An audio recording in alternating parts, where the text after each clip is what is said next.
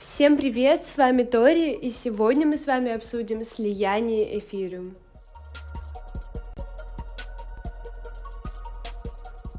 Наконец-то это произошло, самое значительное обновление в истории эфириум, по данным Ethereum Foundation. И они не одиноки в том, что подчеркивают важность предстоящего слияния эфириум, которое переведет цепочку на механизм консенсуса Proof of Stake. По данным New York Times, это одно из самых ожидаемых событий в истории криптовалют. Даже Google присоединился к волнению, встроив обратный отсчет слияния в свою поисковую систему. Но почему слияние так важно? С одной стороны, это продолжалось долгое время. Перспектива перевода эфириум на Proof of Stake впервые была озвучена в 2014 году, а обновление изначально было запланировано на 2016. После неоднократных задержек некоторые критики утверждали, что этого никогда не произойдет. Теперь дата наконец наступила, и ожидания по понятным причинам высоки. Широко распространено мнение, что слияние преобразит криптомир и ускорит массовое внедрение. Но является ли слияние тем переломным моментом, на который многие надеются? Борьба с воздействием эфириума на климат. Влияние эфириума невозможно переоценить. Включение смарт-контрактов ознаменовало следующую значительную эволюцию криптопространства после запуска биткоина в 2009 году. Без эфириум у нас не было бы NFT, DeFi, DAO или видения децентрализованной метавселенной. Но эфириум не обошелся без своих недоброжелателей. В то время как биткоин уже давно критикуют за чрезмерное потребление энергии, бум NFT в 2021 году привлек аналогичное внимание к эфириум. И по мере того, как опасения по поводу климатического кризиса росли, это стало причиной значительной негативной реакции. Основные СМИ начали ориентироваться на воздействие NFT на окружающую среду, от сайтов, ориентированных на технологии, таких как Wired и The Verge, до уважаемых источников новостей, включая New York Times и The Guardian. Негативная реакция на NFT, связанная с изменением климата, вынудила некоторые компании изменить планы, в том числе социальную платформу Discord. Даже Всемирный фонд дикой природы столкнулся с этим вопросом. Правительственные регуляторы сосредоточились на углеродном следе криптовалют, а США продолжают подчеркивать энергопотребление систем проверки работоспособности в качестве ключевого обоснования вмешательства. В основе энтузиазма по поводу слияния лежит ожидание того, что оно устранит этот главный барьер для более широкого признания криптовалюты. По оценкам Ethereum Foundation, благодаря внедрению механизма консенсуса Proof of Stake, потребление энергии эфириум сократится на 99,95%.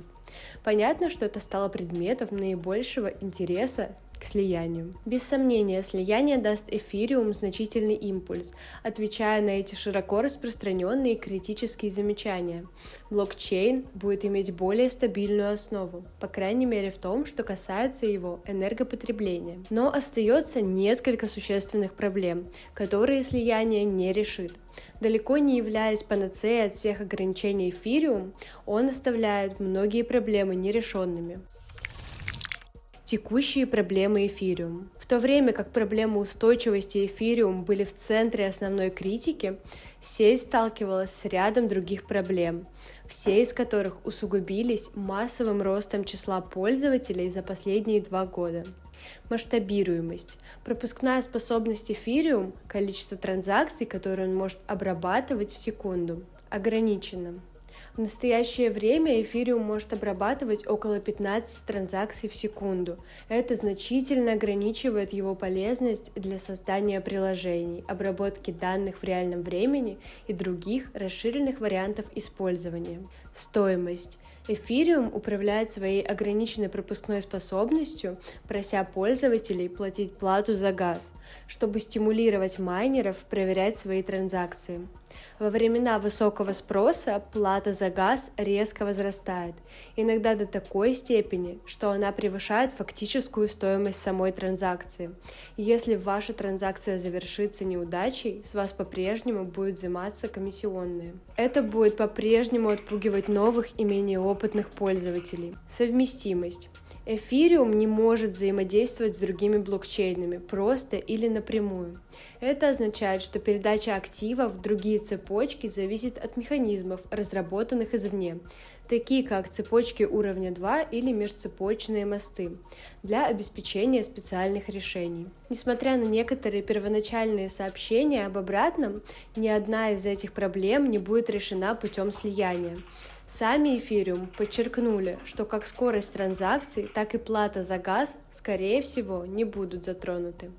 Вместо этого они сосредоточены на будущих разработках, таких как сегментирование, которые потенциально улучшат эти проблемы, хотя трудно сказать, когда они будут реализованы.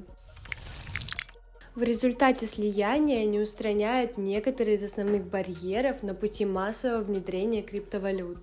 Если эфириум по-прежнему будет медленным, дорогим и сильно изолированным, обещанию полностью децентрализованного и совместимого будущего для интернета придется подождать. Как Kudos строит будущее Web3? С момента запуска своей основной сети в июне сеть Kudos предлагает масштабируемую, эффективную и совместимую альтернативу эфириум, обладая значительно более высокой пропускной способностью и более низкой платой за газ. Kudos является идеальным выбором для разработчиков DApps и платформ DeFi. Kudos — это также сеть с высокой степенью взаимодействия, разработанная с нуля для максимального расширения связи с другими сетями.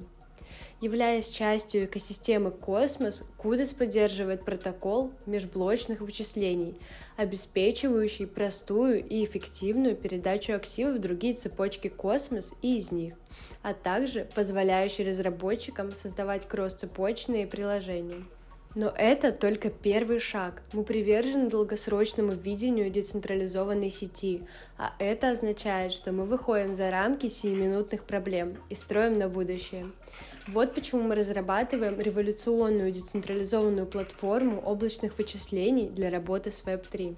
Готовящийся к запуску CUDA Compute обеспечит масштабируемые и устойчивые вычисления для захватывающих виртуальных миров, позволяя пользователям по всему миру делиться своими запасными вычислительными мощностями. CUDA Compute поможет создавать устойчивый и взаимосвязанный мир, в котором никакие вычисления не тратятся впустую. Огромное спасибо за просмотр. До новых встреч. Пока!